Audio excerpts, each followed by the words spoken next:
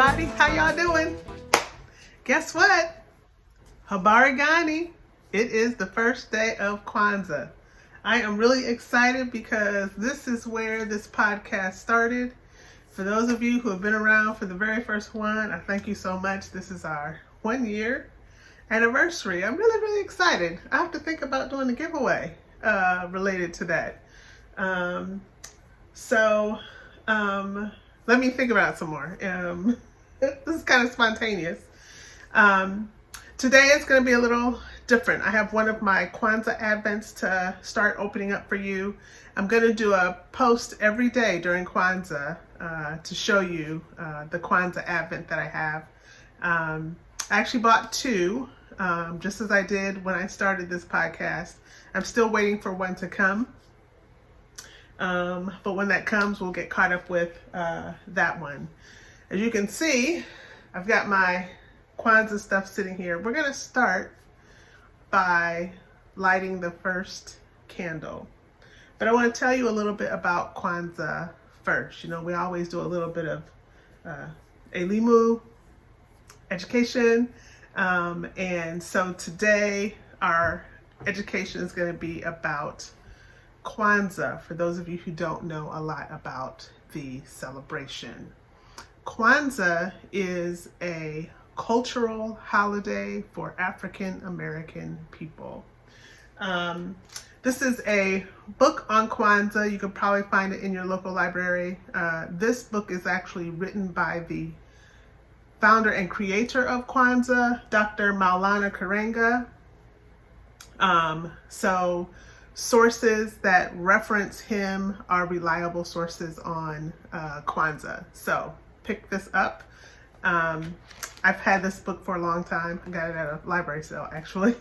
But it has a lot of information, detailed information about the origins of Kwanzaa, what all of the symbols mean, and it's really an instruction guide on how to celebrate Kwanzaa.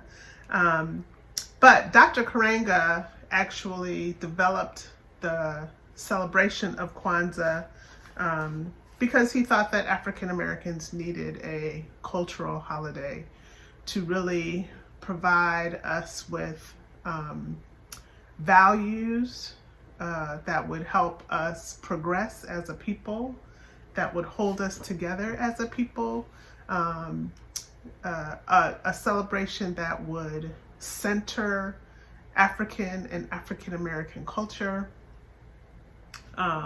And it's been around for a long time. People started actually celebrating Kwanzaa in the late 60s. And Dr. Karenga wrote this book in the late 80s. My family and I have been celebrating Kwanzaa. I found out about Kwanzaa when I was in college. Y'all know I was in Africana Studies or Pan-African Studies major as an undergraduate in college, and that's when I found out about Kwanzaa. And so I've been celebrating it since I was in college. But Kwanzaa, the name of Kwanzaa comes from really the Swahili name for first fruit harvest. And that Swahili phrase is Matunda ya Kwanzaa. And so Dr. Karenga took that last word, Kwanzaa, and added an A. So Kwanzaa has two A's at the end. Because the whole Kwanzaa celebration is based on first fruits or harvest celebrations that are practiced all over the continent of Africa, but particularly in Southeast Africa. Those celebrations were typically between 6 and 9 days. Kwanzaa is a week.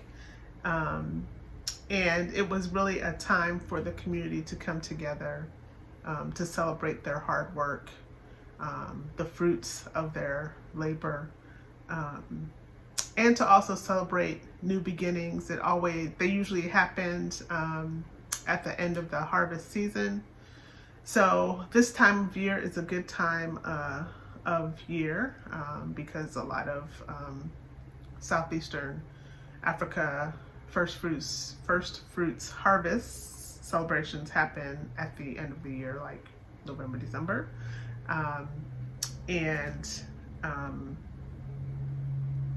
It's a good time for us here in the United States because people are, this is that time of year where we start to think about what's happened in the past year and what we want to take on, what goals we want to think about for the coming year. During Kwanzaa, we set up a area in our home to place our kinara, which is this candle holder. That's what that stands for. It's the Swahili word for candle holder. I have another one back here that's made of wood. This is one that my mother and father-in-law gave us for Christmas when we were first married almost 30 years ago.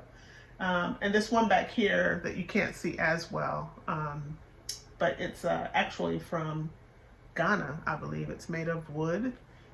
Really cool. I'm just using it to hold the candle that I'm going to use to light these candles here. So as you can see, there are 3 different colors of candle here. The first one here is black. It's black. That stands for the people. These are red, and that stands for struggle. And then the green ones stand for growth. And each candle represents a principle or value in the Nguzo Saba, which is a set of principles that are meant to be practiced in the African American community to really help us move forward as a people. And so each day of Kwanzaa, which again starts today, is a day where we think about, meditate on the principle for the day. The first principle, which is the black candle, that's the one we're going to light today, is Umoja. Umoja is a Swahili word for unity. And I'm going to read to you the description for unity from Dr. Karenga's book. To strive for and maintain unity in the family, community, nation, and race. And Dr. Karenga talks about how unity is the first and most important principle. It's foundational to all of the others. And so we start with that one. And every night when we light the candles, we start with that unity candle. So I'm going to light that one.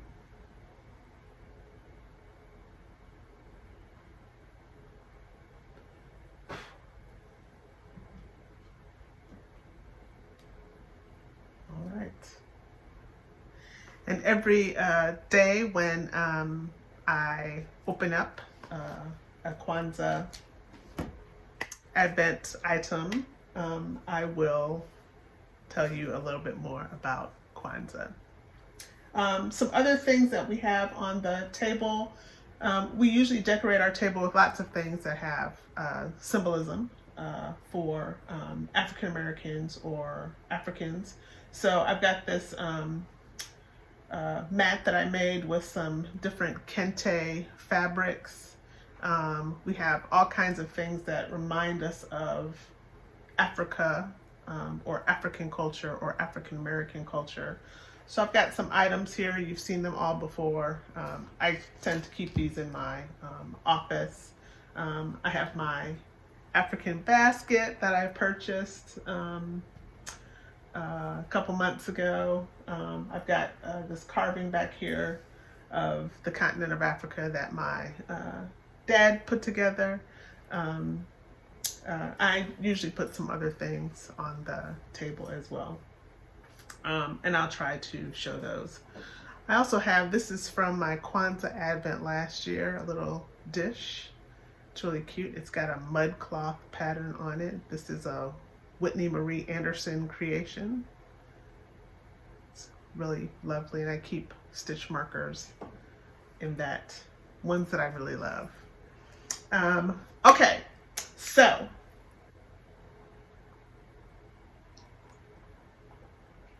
I'm trying to talk really loud because I don't have a microphone hooked up. I got some microphones for Christmas, but they're charging. I'm a little not too organized, but that's okay. Oh, and let me tell you, I am wearing one of my finished objects, which is that Musselburgh hat that I started. It's a little loose, but that's okay because I have my hair braided right now. When it's big, I need a big hat, so this will be good for that. I've got it all the way. It's a little short because I ran out of yarn. But again, it's fine. It covers my ears, and you know, I can wear it like a beanie if I want to. But I like it like this. It is very cold in Northeast Ohio, y'all. Super cold. So that's why I have on a hat. And I've got a couple of shawls on my chair behind me in case I need them because it is so cold. All right, let me show you another finished object I have. This is another True Crime and Knit hat, patterned by the Drunk Knitter, Sophia. And this is some leftover Malabrigo. And this is called Glow. This is by Willy Nilly Knits. I don't know if he's still dying, but I think that came out really well. I need to make another sample for my beginner hat class, which is going to start next month. So, love that. I am working on a couple of things. I decided to use up some yarn that I've had laying around. One of my New Year's resolutions is to try and knit from my stash a little more this year. So this is something I've had in my stash for a long time. I think this is, I can't remember the name of the colorway, but it's Mace of Skeins. It's really pretty. It's kind of sparkly.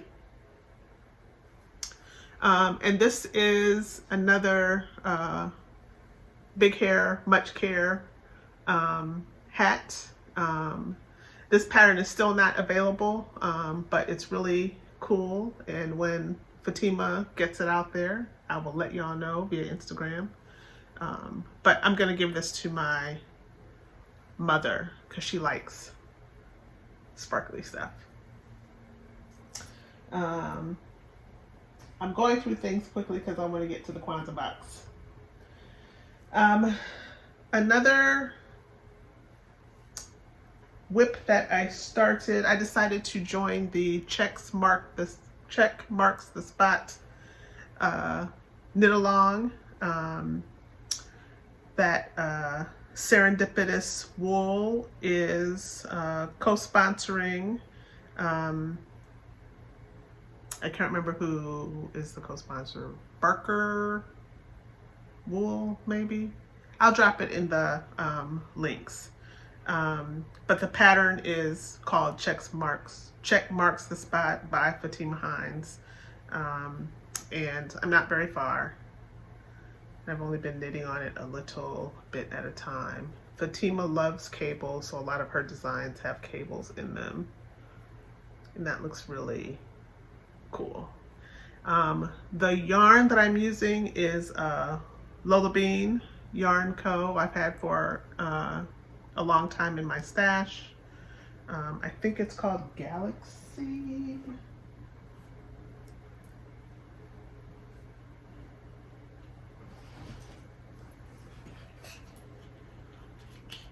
I actually have a label. Galaxy. Super wash merino sport weights. So I'm working on that. I am also working diligently on my son's sweater.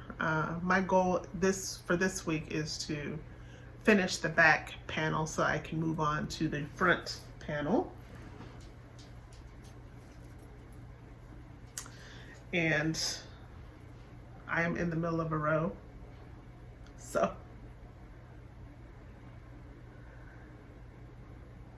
but I've gotten a lot of this done. I've gotten to the part where I'm starting to do the decreases for the armhole shaping. So this is really nice. Takes some concentration, which is why it's taken me some time to get it done.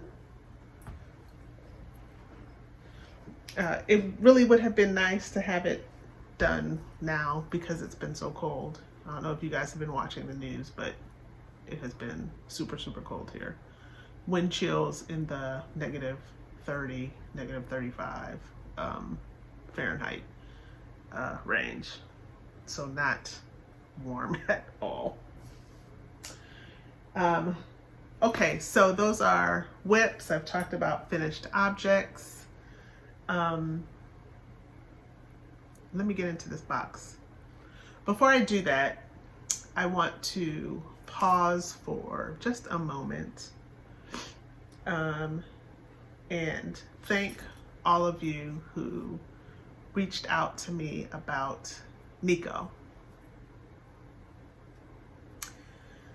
I really miss that guy.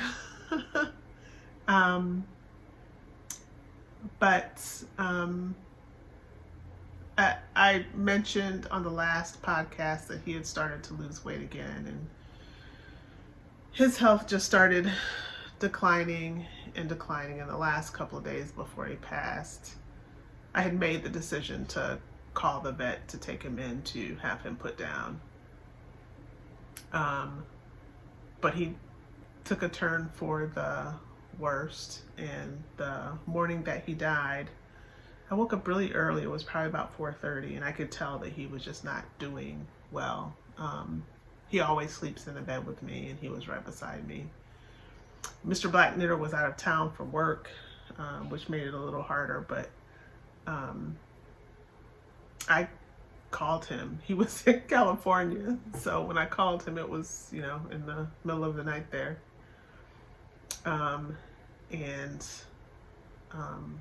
I was holding Nico in my arms and let him know that I could tell he was like actively dying, like he wasn't gonna last long. And I was so afraid that I was gonna have to go to work and he was gonna die alone. I really didn't want that to happen.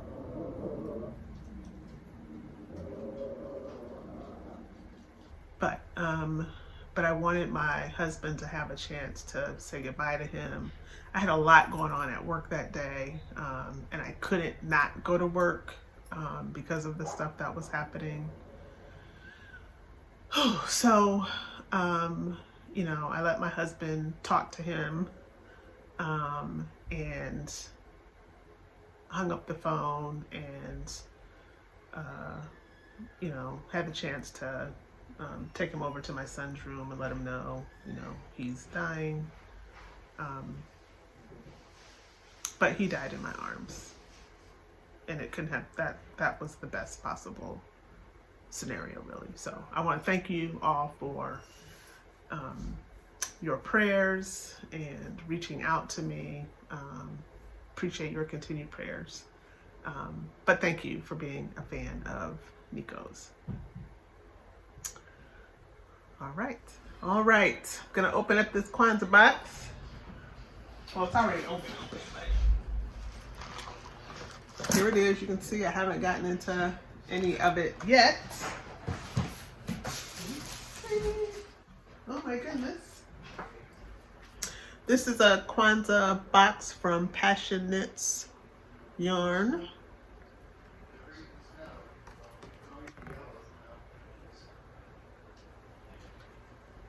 And she does a great job. All right, so she's got, this is the theme. And just like last year, these are cards that have each of the principles on them.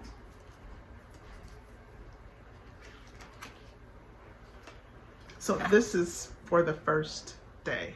Oh, look at that, that's a little heart. So, Umoja is on the back. And so the theme is Netflix and chill, or Kwanzaa and chill, I should say. And the movie for this day is Deliver Us from Evil. And it says, Deliver Us from Eva. Deliver Us from Eva is a story about family, love, and responsibility. Although Eva and Ray's relationship started out rocky, through perseverance and sheer determination, they were able to find love while not compromising their values. That's awesome. All right. Now there is a lot of extra stuff in here. So, to go along with the theme. Movie candy, Sour Patch Kids, trolley, Sour Patch Crawlers. My favorite! I love these things. Boston Baked Beans. Wow. Bottle caps. Wow.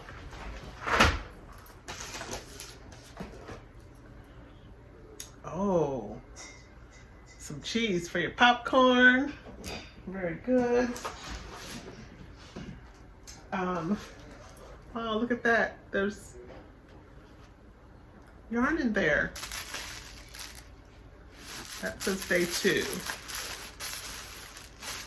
So I'll save that for day 2. What else is in here? Stitch markers from Whitney Marie Anderson. Ooh, look at those. Pretty. All movie themed. A movie ticket, popcorn.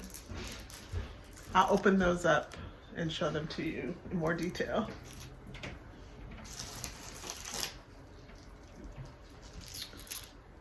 Popcorn. Wow. This is awesome. More popcorn. Well, these are cheese balls, but it's popcorn. All good stuff. Lots of awesome movie snacks.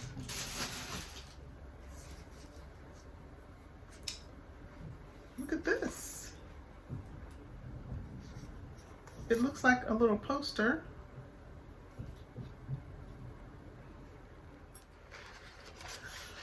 Okay, took me a moment to get that tape off because I wanted to be really careful so I didn't mess it up.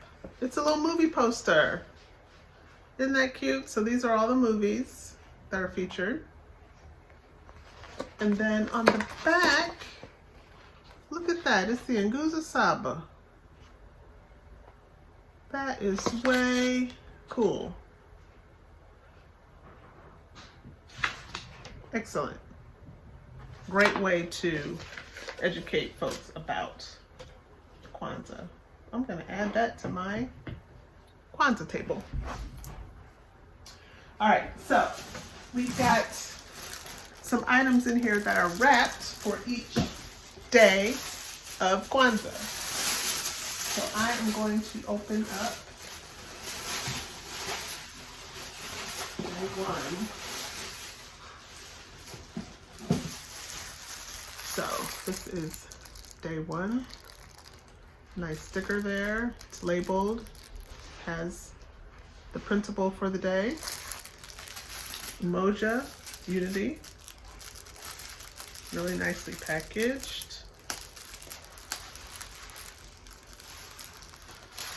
Wow. The yarn base is Desirous, which is 60% superwash merino, 20% alpaca, 20% nylon. It is a fingering weight. The colorway name is Hella Spicy Beans, and this is representative of the movie Deliver Us from Eva. Look at that, y'all. It's got some speckles in there. This is really nice. Wow. Feels nice and squishy. I think this is a 50. Well, no, this might be a full skein. I don't know. I mean, it's a fingering weight. It doesn't say. Oh, number of yards, 438. This is a full skein yarn, y'all. Wow. Beautiful. Beautiful color. Excited! Alright, I'm going to wrap this back up. At the end of the week, I will show you everything all together. I'll make sure I take a picture. Awesome. So that is day 1. Check back in tomorrow for day 2. That video will be really short because I'll just be opening day 2. I'll show you the card associated with it and what the gift is for day 2. Thanks for tuning in. Again, thank you for all your prayers related to the passing of Nico. And I'll see you tomorrow. Asante San.